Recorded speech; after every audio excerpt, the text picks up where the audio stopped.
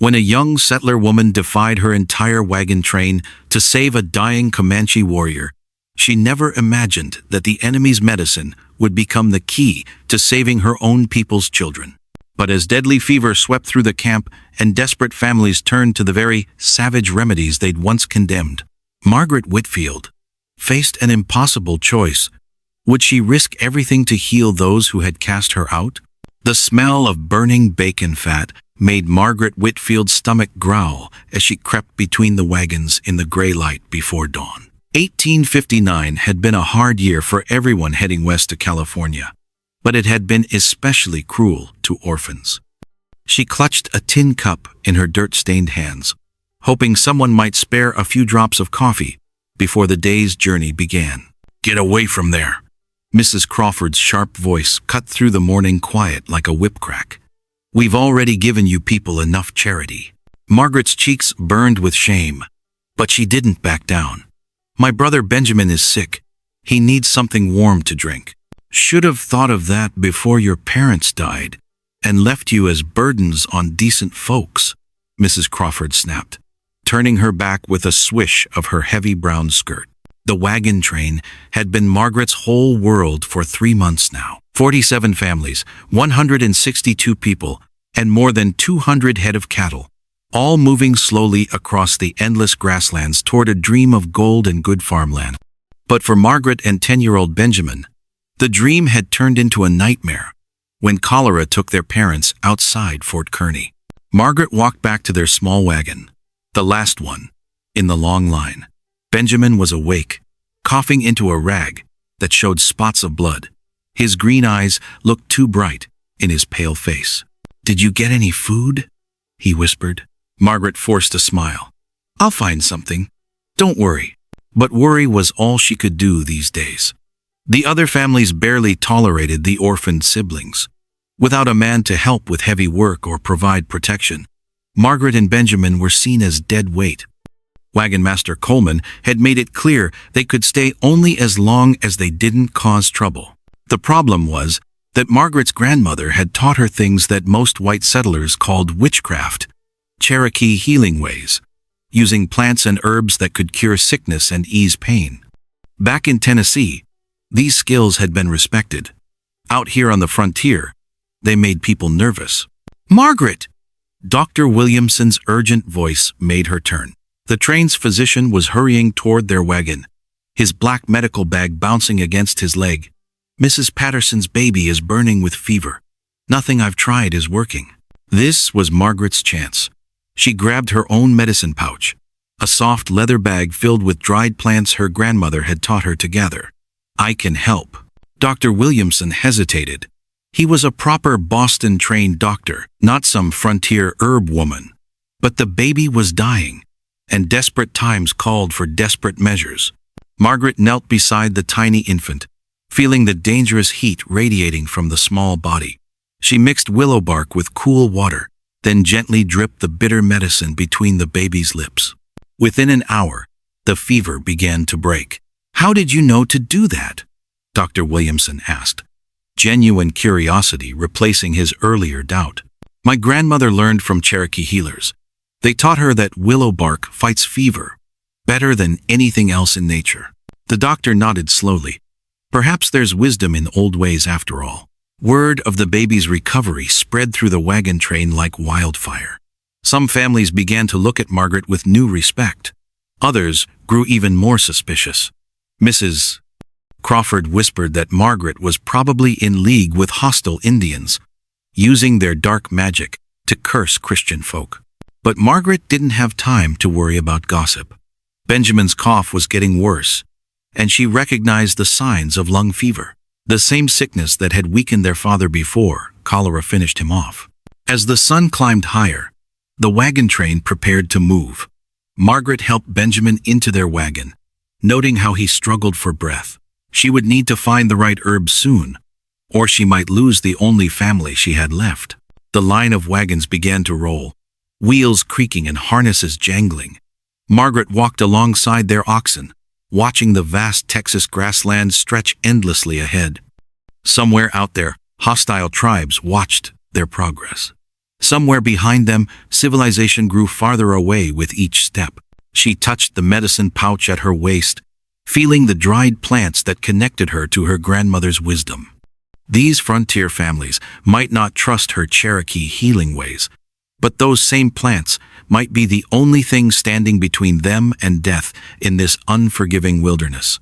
A cloud of dust appeared on the northern horizon, too organized to be wild animals.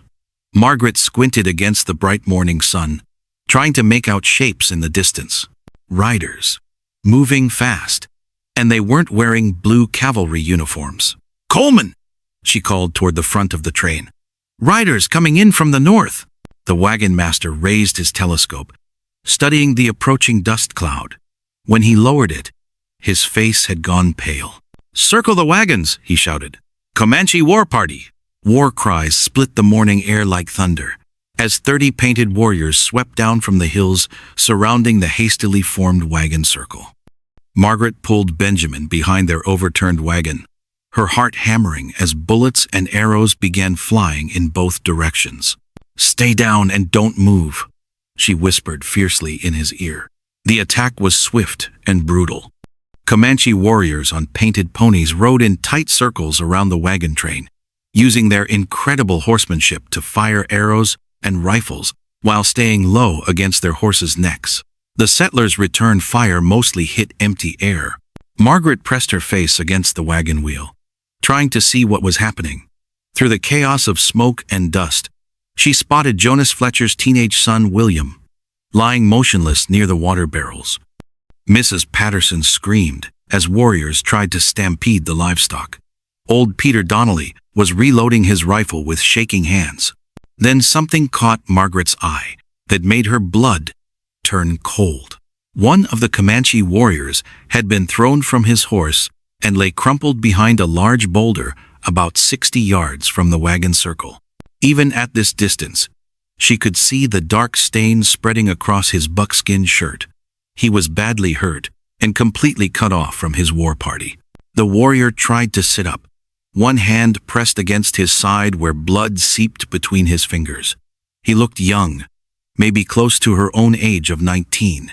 His long black hair was streaked with war paint, and geometric tattoos covered his chest and arms. But what struck Margaret most was the look in his dark eyes, not the wild fury she expected from a savage, but pain and confusion. "He's hurt," she whispered to herself. "Good," Benjamin gasped between coughing fits. "Let him die." But Margaret couldn't stop staring at the wounded enemy. The way he pressed grass against his wound reminded her exactly of how Benjamin had tried to stop a cut on his hand last week. The warrior was someone's son, maybe someone's brother. He was bleeding and alone and probably terrified, just like she had been when their parents died. The main attack was moving away from their position now. The Comanche war party had grabbed about 20 head of cattle and was retreating toward the hills. In a few minutes, they would be gone, and they would leave their wounded companion behind to die. Margaret made a decision that went against everything the wagon train had taught her about survival. "Watch Benjamin," she told Mrs. Patterson, who was clutching her recovered baby nearby.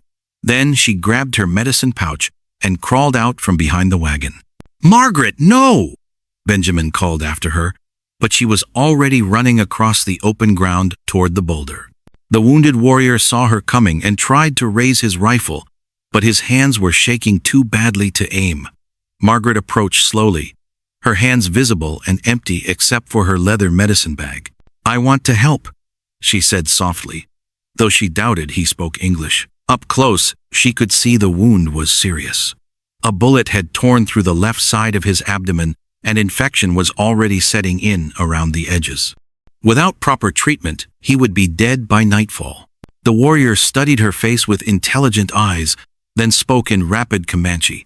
When she shook her head to show she didn't understand, he switched to broken English. "Why? You help enemy?" Margaret knelt beside him, already pulling supplies from her medicine bag. "Because you're hurt, and I know how to fix hurt." She began cleaning the wound with water from her canteen, noting how the warrior tensed but didn't pull away. His skin was burning with fever, and she could see infection starting to poison his blood. This was exactly the kind of case where Cherokee healing methods worked better than white medicine. "Your people," he said weakly, gesturing toward the wagon train. "They want me dead."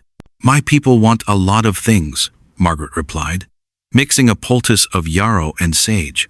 "Doesn't mean they're right." The warrior watched her work with growing amazement. Margaret's hands were gentle but sure as she cleaned and bandaged his wound. She gave him willow bark tea for the fever and pain, then used her grandmother's technique of packing the wound with healing herbs. "What is name?" he asked, as his breathing became easier. Margaret Whitefield." "I am Dakota," he said. "Means friend to all." Margaret almost smiled at the irony. Here she was, making friends with a Comanche warrior, while her own people treated her like dirt. The sound of approaching horses made them both freeze. The wagon train was sending out riders to check for wounded and missing people. In minutes, they would find Margaret, helping their enemy. "You must go," Dakota said urgently. "Your people punish you for this kindness." "Can you travel?"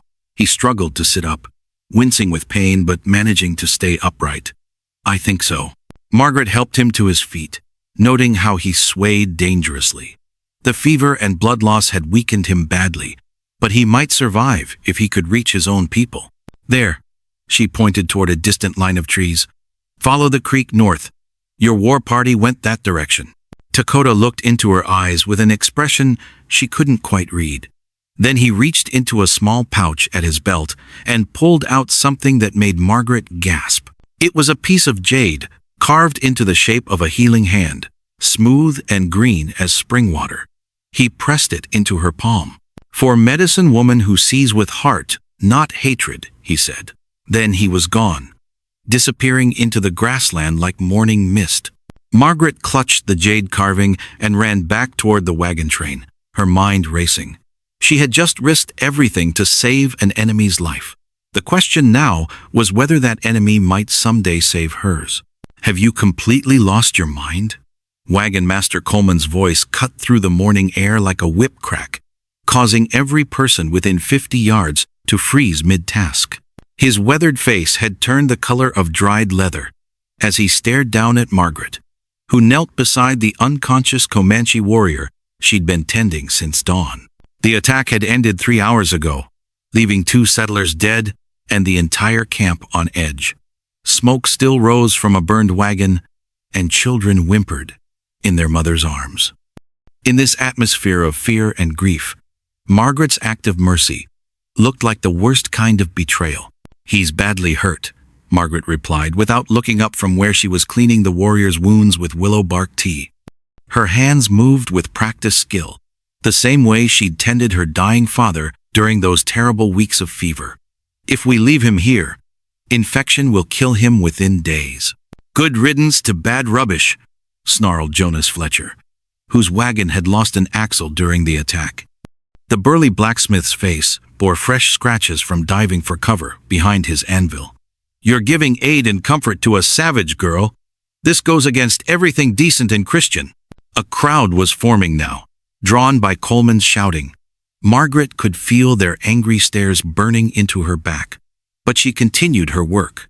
The warrior's breathing had grown steadier since she'd given him feverfew tea, though his skin still burned with fever. Benjamin emerged from behind their wagon, carrying Margaret's leather medicine bag with both hands. At 10 years old, he barely reached most adults' shoulders, but his voice carried surprising strength. "My sister saved Mrs. Patterson's baby last winter, when Doc Williamson said there was nothing more to be done. She knows healing better than anyone on this train." "That baby was white," Mrs. Crawford snapped, her bonnet askew from the morning's chaos. "This is different." The wounded warrior's eyes fluttered open, focusing on Margaret's face with obvious confusion. He spoke in rapid Comanche, his voice weak but urgent. Margaret couldn't understand the words, but she recognized the tone, questions mixed with something that might have been gratitude. "What's he saying?" demanded Fletcher, his hand moving instinctively toward the pistol at his belt. "I don't speak Comanche," Margaret admitted, But pain sounds the same in any language. The warrior struggled to sit up, wincing as the movement pulled at his bandaged wounds. He gestured toward his chest, then toward the sky, his dark eyes never leaving Margaret's face. Even without shared words, his meaning seemed clear, some kind of thanks, or perhaps a prayer. Coleman stepped closer, his jaw working like he was chewing on something bitter. You realize what you've done, don't you? His people will come looking for him. When they find him here, in our care, what do you think happens to the rest of us? Maybe they'll remember that we showed mercy, Margaret said, though uncertainty crept into her voice. She'd acted on instinct, the same way she always did when faced with suffering. But Coleman wasn't wrong about the danger. Or maybe they'll see it as weakness and come back with twice as many warriors, Mrs. Crawford added, her voice rising toward hysteria. My children could die because of your soft heart. Dr. Williamson pushed through the crowd, his black medical bag clutched in one pale hand. The train's physician was a thin, nervous man who'd fled Boston after some unspecified trouble with his practice. He took one look at Margaret's handiwork and shook his head in disgust. Amateur doctoring, he pronounced. You've probably made his condition worse with those folk remedies. His fever's dropping, and the bleeding has stopped, Margaret pointed out. Temporary improvements at best. Williamson's voice carried the authority of formal education. Even though Margaret had noticed, he seemed to kill more patients than he saved. Savage constitutions are different from civilized folk. What works for us might poison him. The warrior spoke again, this time managing a few English words. No. Poison. Good. Medicine. A murmur ran through the crowd. Few had expected any Comanche to speak their language, and the admission changed the dynamic in ways Margaret couldn't quite grasp. Coleman rubbed his grizzled chin, clearly wrestling with a decision that could affect everyone's survival. The wagon train was already running behind schedule, and Indian attacks had made everyone jumpy. Yet abandoning a wounded man, even an enemy, went against the frontier code that kept civilization alive in wild places. Here's what's going to happen, Coleman announced finally. You've got until first light tomorrow to get him well enough to travel. If he can't ride out of here on his own by dawn, we leave him behind. And if his people come calling before then, he didn't finish the threat. But everyone understood. Margaret would bear responsibility for whatever happened next. That's fair, Margaret said, though her stomach twisted with worry. Healing took time, and pushing a badly wounded man too soon could undo everything she'd accomplished. Fair? Fletcher's voice cracked with outrage. Nothing about this is fair. We should put a bullet in him right now and be done with it. Then you're no better than the men who killed your friend this morning, Benjamin said quietly. The words hit Fletcher like a physical blow. His face went white, then red, as he struggled for a response. Finally, he turned and stalked away, muttering curses under his breath. As the crowd dispersed, Margaret found herself alone with her patient and the weight of impossible expectations. She had less than 24 hours to heal wounds that should take weeks to mend properly. But as she looked down at the young warrior's face, peaceful now in sleep, she remembered her grandmother's words. Healing isn't just about medicine, child. Sometimes it's about showing folks there's another way to live. The afternoon sun climbed higher, and Margaret prepared for the longest day of her life. Thunder rolled across the Texas plains, even though no clouds marked the endless blue sky. Margaret looked up from grinding willow bark to see dust rising on the horizon, riders approaching fast from the east. Her heart hammered against her ribs as she counted at least a dozen horses, too many to be friendly visitors. Company's coming, she called to Benjamin, who was fetching water from the creek. The wagon train had stopped early today, partly because of yesterday's attack, and partly because Coleman wanted to be ready for whatever came next. Beside her, the wounded warrior who had managed to tell her his name was Dakota during one of his clearer moments, stirred from his afternoon rest. Despite her care, infection was setting into his wounds, bringing fever dreams that made him call out in his sleep. More of your people? Margaret asked. helping him sit up to drink the bitter tea she'd been forcing down his throat all day. Dakota squinted at the approaching dust cloud, his dark eyes focusing with effort. "No," he said, in careful English. "Soldiers. Many soldiers." Margaret's blood went cold. If a large cavalry patrol found Dakota here, they wouldn't waste time with questions. Soldiers shot first and sorted out the details later, especially when it came to Indians. "Can you stand?" she asked urgently. Dakota tried to rise but fell back with a gasp of pain. The movement had torn open his side wound again, sending fresh blood soaking through the bandages. Margaret pressed clean cloth against the injury, while her mind raced through impossible options. "Margaret!" Benjamin's voice carried panic as he ran back from the creek. "There's a whole company of cavalry heading this way, maybe 40 men." Around them, the wagon train erupted into nervous activity. Coleman shouted orders about defensive positions while families gathered their children close. The memory of this morning's attack was still fresh, making everyone jumpy and quick to assume the worst. "Listen to me," Margaret said, gripping Dakota's shoulders. "Those soldiers will kill you if they find you here, but you're too weak to run." Understanding flickered in his fever-bright eyes. He spoke rapidly in Comanche, frustration clear in his voice when she couldn't follow his meaning. Then he switched to broken English. "Hide me, please." Margaret looked around desperately. Their wagon offered little concealment, and the open prairie provided nowhere to run. But perhaps... She studied the layout of the camp with new eyes, noting how the other wagons were arranged in a rough circle around the central fire pit. "Benjamin, help me get him under our wagon," she whispered, "and bring every blanket we own." They worked quickly, half carrying Dakota to the space beneath their wagon bed. Margaret arranged their few possessions to create a hiding place, covering him with quilts and spare clothing. To any casual observer, it would look like storage space. "If they find him here, we're all dead," Benjamin observed with the matter-of-fact honesty that children possessed. "Then we make sure they don't find him," Margaret replied, though her voice shook slightly. The cavalry arrived with a thunder of hooves and jangling spurs. Captain Reynolds, a lean man with cold blue eyes, dismounted near Coleman's wagon while his troopers spread out through the camp. Margaret forced herself to continue grinding herbs as if nothing had changed, though every muscle in her body remained tense. "We're tracking a Comanche war party," Reynolds announced without preamble. "Intelligence suggests they hit your train this morning. Anyone see which direction they headed?" "North by northwest," Coleman replied, pointing toward the distant hills. "Hit us at dawn, killed 2 good men, then disappeared like smoke." Reynolds nodded, his gaze sweeping the camp with professional thoroughness. Margaret kept her eyes down, focusing on her mortar and pestle while praying that Dakota would remain unconscious and quiet. "Any wounded Indians left behind?" the captain asked. "Sometimes we find stragglers after these raids." "None that we've seen," Coleman lied smoothly. Margaret felt a flash of surprise the wagon master was protecting her secret despite his earlier anger.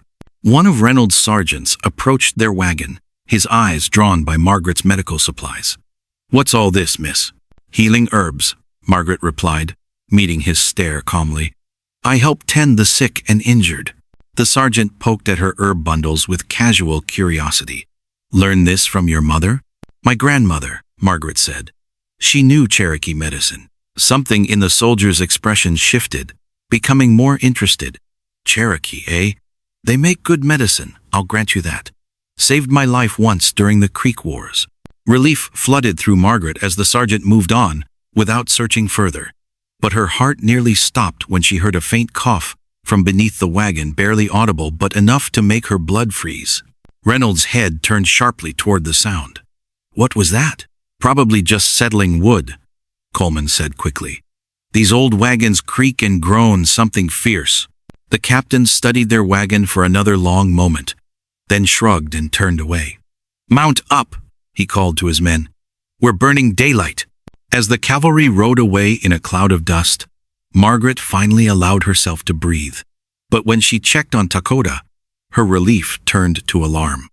His fever was spiking again, and the stress of hiding had reopened his wounds. She had mere hours before his condition became critical. "The soldiers are gone," she whispered. "But now I need to save your life all over again." Dakota's eyes opened, focusing on her face with obvious effort. "Why?" he asked in English. "Why?"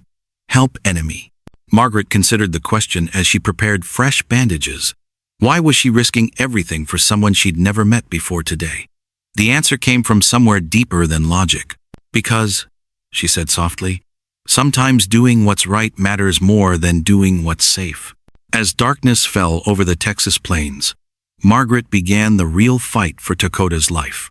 Thunder rolled across the Texas plains, but it wasn't from the storm clouds gathering overhead. Dust kicked up by dozens of horse hooves announced trouble coming from two directions at once.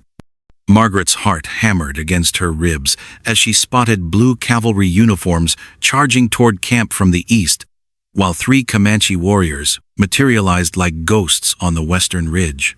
"Sweet Mary and Joseph," breathed old Pete Donnelly, dropping his coffee cup with a crash. "We're caught in the middle of a war." The entire camp erupted into chaos. Women grabbed their children while men reached for rifles. Margaret felt Benjamin's small hand slip into hers as they watched the two forces racing toward each other, with their wagon train directly in between. "Stay close to me," she whispered, pulling him toward their wagon where Dakota sat propped against the wheel. The young warrior's face had gone pale beneath his remaining paint, not from his wounds, but from recognizing the riders approaching from the west. "My uncle," he said in halting English, pointing toward the lead Comanche rider. "He comes for me." The cavalry reached them first. Lieutenant Morrison vaulted from his saddle with practiced military precision, his uniform dusty from hard riding. 6 soldiers spread out behind him, their weapons ready. Morrison's blue eyes swept the camp until they locked onto Dakota, and his expression turned to stone. "Miss, I'm ordering you to step away from that hostile immediately," Morrison commanded, his hand dropping to rest on his pistol grip. "He can't even stand up without help," Margaret replied, moving to place herself between the soldier and her patient. "He's not dangerous to anyone right now." "Not dangerous?" Morrison's voice rose loud enough for the whole camp to hear. "These painted savages just burned out the Walker homestead 2 days ago. Killed Jim Walker and his oldest boy. We've been tracking this war party across 3 counties." A collective gasp rose from the settlers. Margaret felt their eyes boring into her back, and she knew what they were thinking. She'd harbored a murderer. She'd risked all their lives for a killer. "This warrior was already wounded when I found him," Margaret said, though doubt crept into her voice. Had Dakota been part of that attack? Had her mercy been misplaced? "Indians don't fight alone, girl. They ride together, kill together, die together." Morrison drew his pistol but kept it pointed at the ground. "Now step aside, so I can finish what should have been done days ago." The 3 Comanche warriors had closed the distance during this exchange, stopping just beyond accurate rifle range. Margaret could see them clearly now. The leader was indeed older, with silver threading his black braids and scars, marking his weathered face. Beside him rode 2 younger men, both carrying rifles across their laps. Benjamin tugged at Margaret's skirt. "Sister, what if they try to take us prisoner? What if they blame us for capturing their friend?" Margaret hadn't considered that possibility. She might have saved Dakota's life, only to make herself and Benjamin targets for his people's revenge. The thought made her legs feel weak. The scarred leader called out in rapid Comanche, his voice carrying absolute authority. Dakota struggled to stand, using the wagon wheel for support. When he answered, his words sounded respectful but urgent, like a son explaining himself to a stern father. "What's he saying?" demanded Jonas Fletcher, whose wagon had been damaged in the original attack. "Is he calling for reinforcements?" Margaret watched the exchange with growing dread. She understood nothing of the language, but she could read body language well enough. Dakota gestured toward her several times, then touched his healing wounds. The older warrior's expression remained unreadable as stone. "I don't think he's calling for help," she said slowly. "I think he's explaining." Morrison raised his pistol toward Dakota. "Enough talking," This ends now. Wait! Margaret threw herself in front of the gun. Let him translate.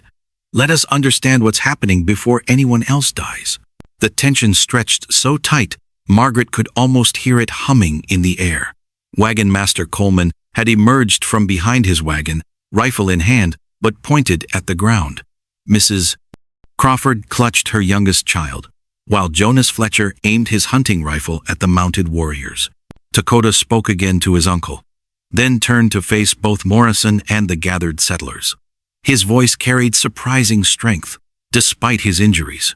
I tell my uncle about Medicine Woman, he said in careful English. How she save enemy when her people say, let him die. This shows courage greater than warrior's courage. The older Comanche studied Margaret with intense dark eyes that seemed to see straight through to her soul. When he finally spoke, his English was better than Margaret had expected. White Medicine Woman, show honor to wounded enemy. This makes her sacred person in our way of thinking. To harm healer is to bring curse on tribe. Morrison's gun hand shook slightly. You're saying she's under your protection now? She chose protection of the healing path. This path is sacred to all peoples, red and white. Any who harm her bring shame to their own people. Margaret felt the weight of something enormous settling on her shoulders. She'd thought she was simply helping an injured man, but somehow she'd stepped into a role that neither culture took lightly. The responsibility felt crushing. What does that mean for us? Coleman asked, his voice tight with worry. The scarred warrior considered this carefully. Medicine Woman travels with her people, we leave trail alone. But if soldiers or settlers harm Medicine Woman, he left the threat unspoken but clear. Morrison holstered his pistol with obvious reluctance. The military implications of this situation were beyond his authority to handle. A white woman under Comanche protection could prevent attacks, but she could also trigger them if anything happened to her. This is highly irregular, Morrison muttered. But I suppose there's been enough killing for 1 week. As the Comanche prepared to leave, Dakota limped toward their horses with obvious difficulty. Before mounting, he returned to Margaret one last time. He pressed something small and warm into her palm, a carved stone bear that felt ancient and powerful. For protection on your path, he said quietly, and to remember that enemies can become friends when healing happens. The three warriors rode away into the darkening sky, leaving behind only dust and the echo of promises made. Margaret opened her hand to study the tiny carved bear, its surface worn smooth by countless hands before hers. But when she looked up, she saw something that chilled her blood. The faces around her weren't filled with gratitude or relief. Instead, she saw fear, suspicion, and anger burning in eyes that had once looked at her with simple dislike. Lieutenant Morrison mounted his horse and leaned down to speak quietly to her. Miss, I don't know if what happened here today was genius or foolishness, but you've put yourself in a position where both sides are watching you now. That's either the safest place on the frontier or the most dangerous. As thunder rumbled closer, and the first fat raindrops began to fall, Margaret tucked the stone bear into her apron pocket and wondered what she'd really accomplished. She'd saved a life and possibly prevented a massacre, but the cost was becoming clear in the hostile stares of her own people. The storm that had been threatening all day finally broke, sending settlers running for cover. But Margaret stood in the rain, feeling more alone than ever despite being surrounded by 47 other souls. Pack your things, you've got 1 hour.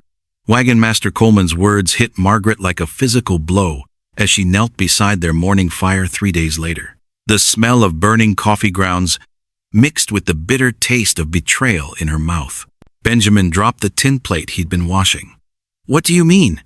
We haven't done anything wrong. Around them, the usual morning sounds of the wagon train continued, children laughing, cattle lowing, adults planning the day's journey. But Margaret noticed how conversation stopped whenever families looked their way. The invisible wall of suspicion had grown thicker since the cavalry incident. Mrs. Crawford called for a vote last night. After you retired, Coleman explained, though he couldn't meet Margaret's eyes. The families are scared. They think keeping you around will bring more Indian trouble. Margaret's hands trembled as she folded their few belongings. Everything they owned could fit in 2 cloth bundles: a Bible, some cooking pots, her medicine supplies, and the clothes on their backs. The carved bear stone felt warm in her apron pocket, a reminder of the friendship that had cost them everything. "Where are we supposed to go?" Benjamin asked, his voice cracking with the effort not to cry. Coleman shifted uncomfortably from foot to foot. "There's a trading post about 40 miles north, Fort Patterson. You might find work there or catch another train heading west."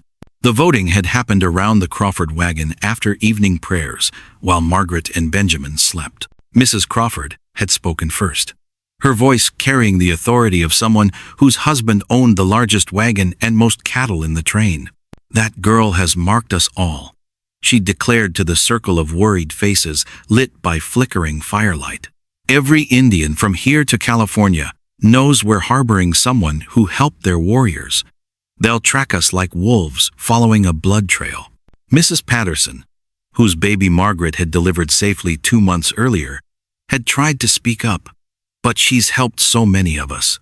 Remember when little Johnny had the lung fever? The doctor said he wouldn't make it. But Margaret's herbs—" "Devil's medicine," interrupted Jonas Fletcher. "Who's to say those Indian herbs didn't cause more harm than good? Maybe she's been poisoning our children slowly all along." The fear in the circle grew like a living thing, fed by whispered stories and dark suspicions. Every unexplained illness, every accident, every piece of bad luck from the past months suddenly seemed connected to Margaret's presence. Old Peter Donnelly had defended her with passion. "You're all forgetting that this girl has saved more lives than she's ever endangered. My arthritis hasn't bothered me once since she started treating it with that willow bark tea." "Indian magic," Fletcher spat. "For all we know, she's been practicing witchcraft since Tennessee." The argument had raged for nearly 2 hours. Families split down the middle, with children sent to bed so adults could speak freely.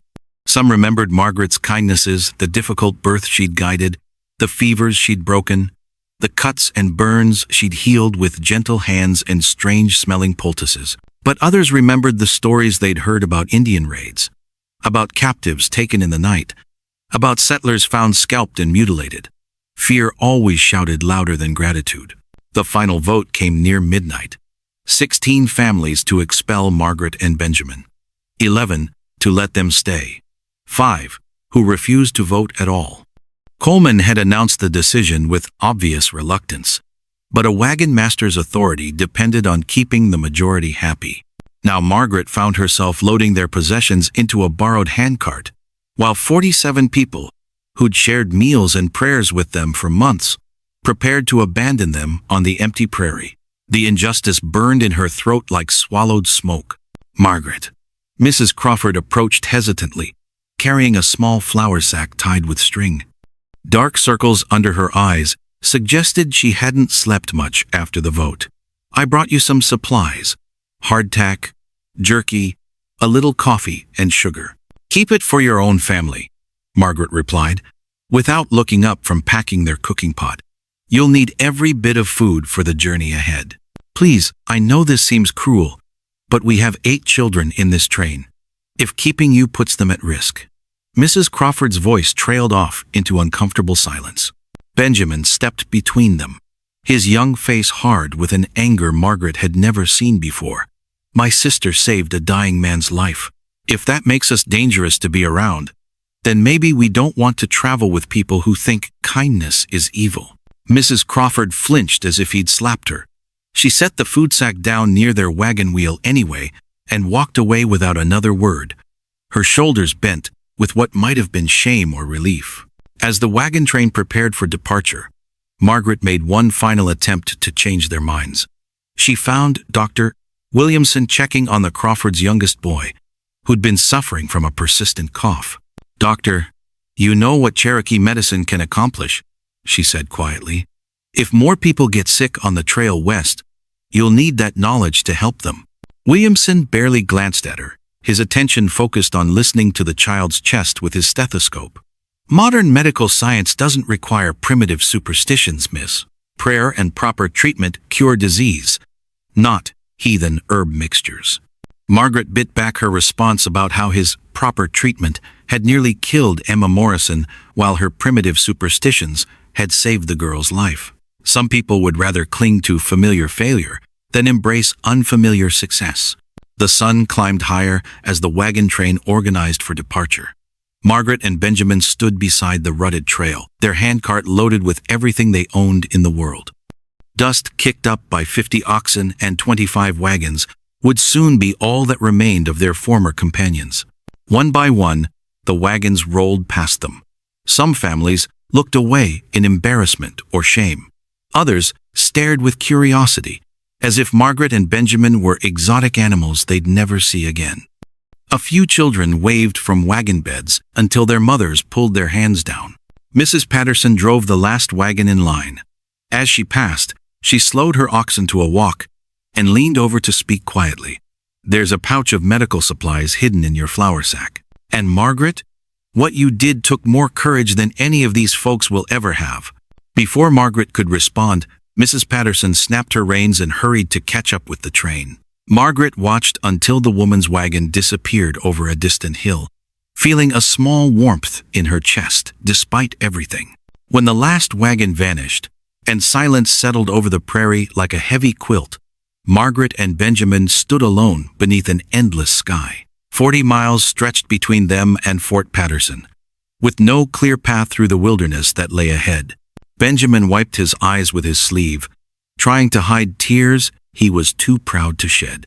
"Sister, are we going to die out here?"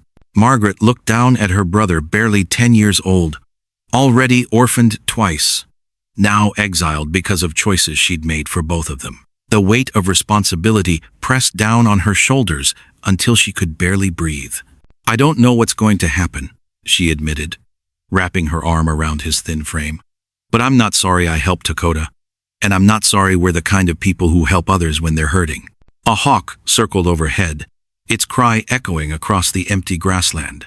Somewhere in the distance, a coyote answered, with a lonesome howl that seemed to match the aching loneliness in Margaret's chest. But as she fingered the carved bear stone in her pocket, she remembered something important. Dakota's people knew this land better than any white settler ever would. They understood how to find water, food, and shelter where others saw only empty wilderness, and they remembered acts of kindness. Maybe being cast out by one world meant finding acceptance in another. The question was whether two orphaned children could survive long enough to discover which world would claim them. As they began pulling their handcart north toward an uncertain future, Margaret whispered a prayer that mixed Cherokee blessings her grandmother had taught her with Christian words from Sunday school. In this vast land between cultures, perhaps both kinds of faith would be needed.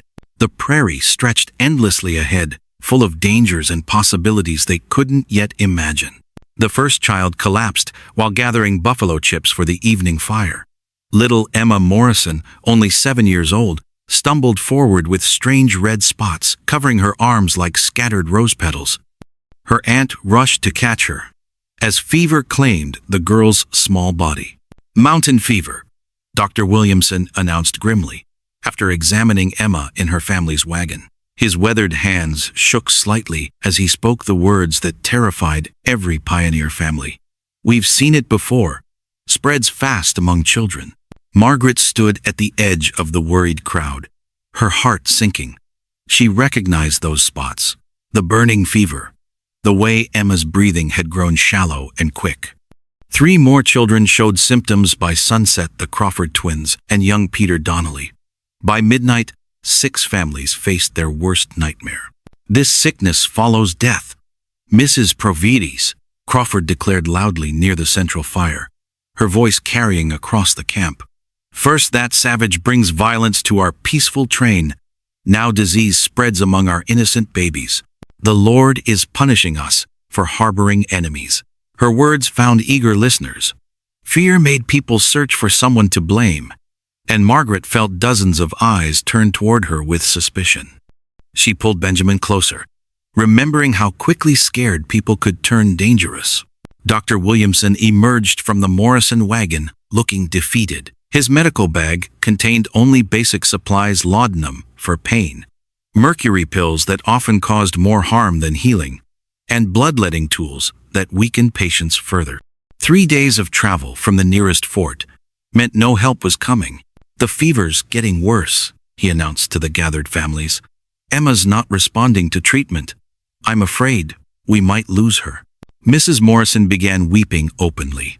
Her husband placed protective arms around her shoulders, while their older son stared at the wagon where his little sister fought for life. The scene broke Margaret's heart, especially when she knew the leather pouch hidden in her belongings contained herbs that could help. Dakota had left her powerful medicine: wild mint for fever, purple coneflower root for infection, and other plants she recognized from her grandmother's teachings. The Cherokee had faced similar sicknesses for countless generations and learned nature's remedies, but convincing these frightened settlers to trust Indian medicine seemed impossible. "Doctor," Margaret approached Williamson quietly, "I have experience with fever sickness. My grandmother taught me remedies that might help." His tired eyes hardened instantly. "Young woman, I appreciate your concern, but these children need real medical care, not folk remedies and superstition." "But what if the real medicine isn't working?" she pressed gently. "Emma's getting worse, despite everything you've tried."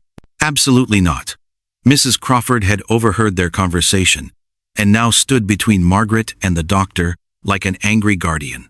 "You will not touch our children with your savage potions. This disease started after you brought that heathen into our camp." Other mothers nodded agreement, their fear transforming into anger toward the easiest target. Margaret felt the familiar sting of rejection, but this time lives hung in the balance. She thought of Emma's small hands, now burning with fever, and little Peter Donnelly, who reminded her so much of Benjamin. "The herbs I carry could reduce their fever safely," Margaret tried once more. "They've been used for hundreds of years by people who understood these plains long before we arrived." "Which medicine?" someone muttered from the crowd. Dr. Williamson shook his head firmly. "I cannot allow unproven treatments on dying children.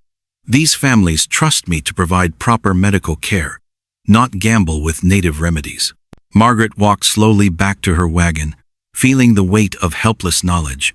She possessed the power to save those children, but pride and prejudice built walls higher than any mountain. Benjamin waited for her beside their small fire, his young face etched with concern. "They won't listen," she told him quietly. "Even when children are dying? Especially then. Fear makes people hold tighter to what they think they know." Throughout that long night, Margaret lay awake listening to the sounds of suffering from nearby wagons. Parents took turns sitting vigil beside fevered children. Dr. Williamson moved between families, administering treatments that brought no relief. The Crawford twins grew delirious, calling for their mother in voices that grew weaker with each hour. Just before dawn, Margaret made her decision. She couldn't force people to accept her help, but she wouldn't let children die because of adult stubbornness. Some rules were worth breaking when innocent lives were at stake. She gathered her herbs and began preparing medicine by moonlight. The sounds of crying parents filled the camp as morning approached. Emma Morrison's breathing had become so faint that her aunt kept checking to make sure the little girl still lived. Mrs. Crawford sat between her twin boys, dabbing their burning foreheads with cool water that provided no real relief. Margaret moved like a shadow between the wagons, her heart breaking for families who suffered needlessly. The medicine she could prepare would reduce fever quickly and fight infection naturally, but delivering it meant risking everything. If the children recovered, she might finally earn acceptance. If something went wrong, the families would blame her forever. At Emma's wagon, Margaret paused outside the canvas cover. Inside, she could hear Mrs. Morrison whispering prayers for her dying niece. The little girl's labored breathing sounded like autumn leaves, rustling in wind, weak and getting weaker. Margaret closed her eyes, thinking of Dakota's gratitude when fever had broken and healing began. She thought of her grandmother's gentle hands teaching her which plants could save lives.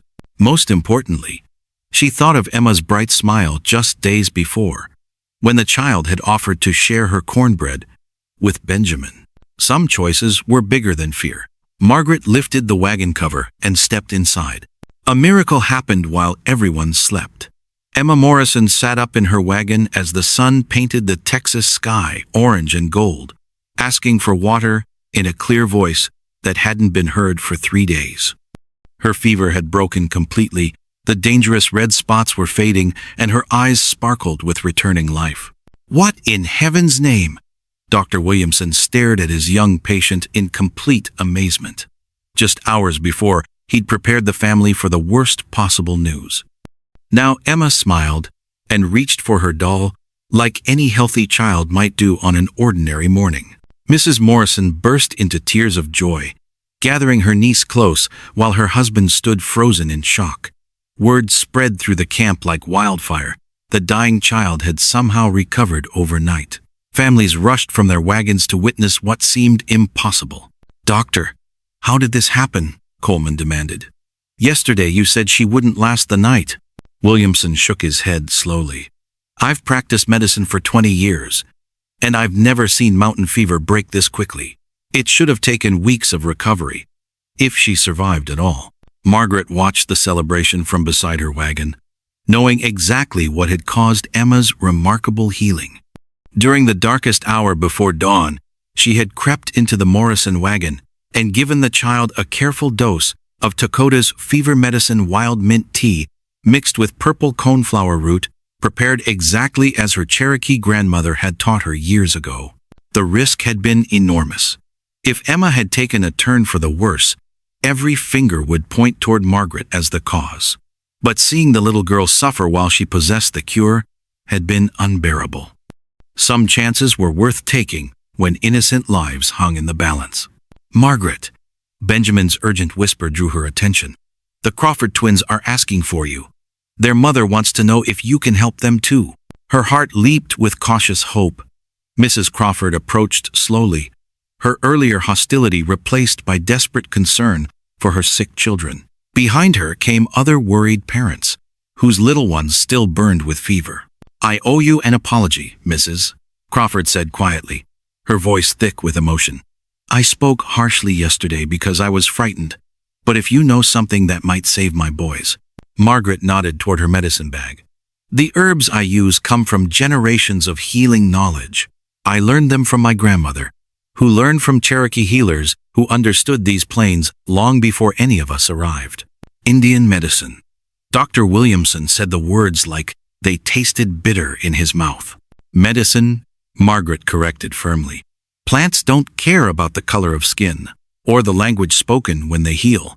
They only care about fighting sickness and bringing comfort to those who suffer." She moved between the sick children throughout the morning, carefully measuring doses of Dakota's precious herbs. The Crawford twins received fever-breaking tea that cooled their burning bodies within hours. Young Peter Donnelly's dangerous rash began fading as infection-fighting medicine worked its ancient magic. One by one, death released its grip on children who had been lost just hours before.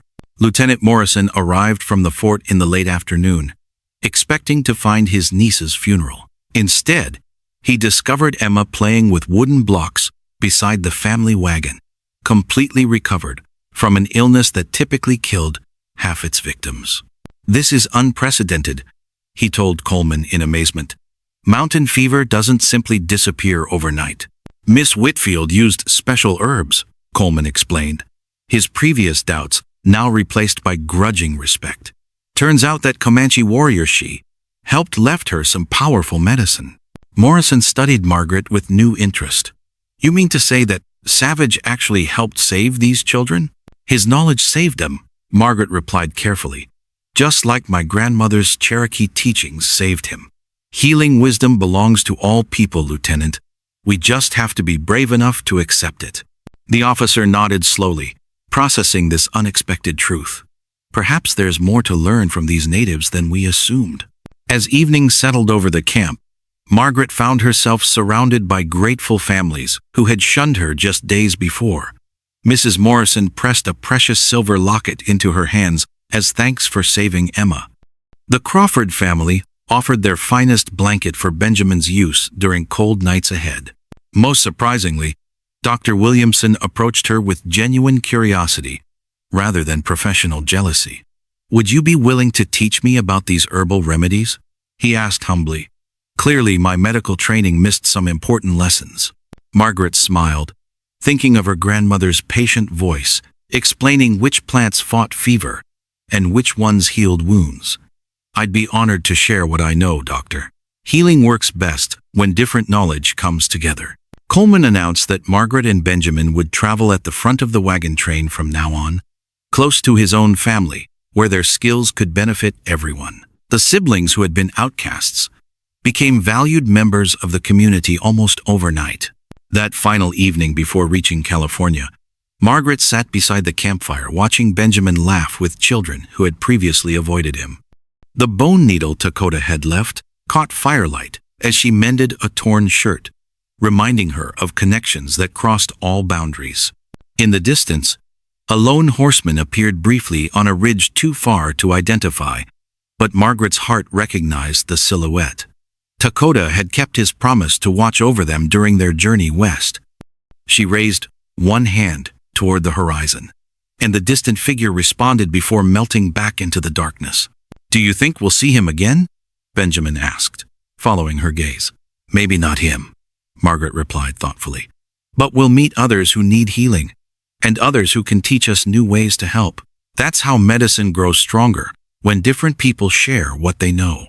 The wagon train reached Sacramento in late autumn of 1859, carrying families toward new lives and golden dreams.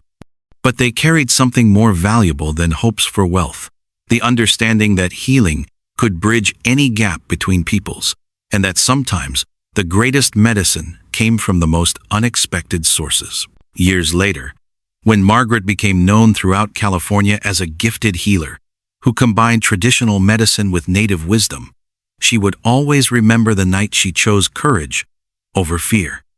The night when saving an enemy became the key to saving her own people, and when walking between two worlds revealed itself as the greatest strength of all. Dr. Williamson would establish California's first medical school that welcomed students regardless of their background, teaching that healing knowledge belonged to everyone.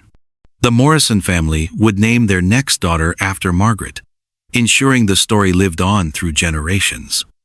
And somewhere in the vast wilderness, a Comanche hunter would carry scars that reminded him daily that kindness could come from the most unlikely sources. The bone needle Dakota had carved became Margaret's most treasured possession, not because of its practical value for mending clothes and treating wounds, but because it represented a truth that changed everything. Humanity's greatest strength lay not in the barriers people built between themselves, but in their courage to tear those barriers down when healing was needed most.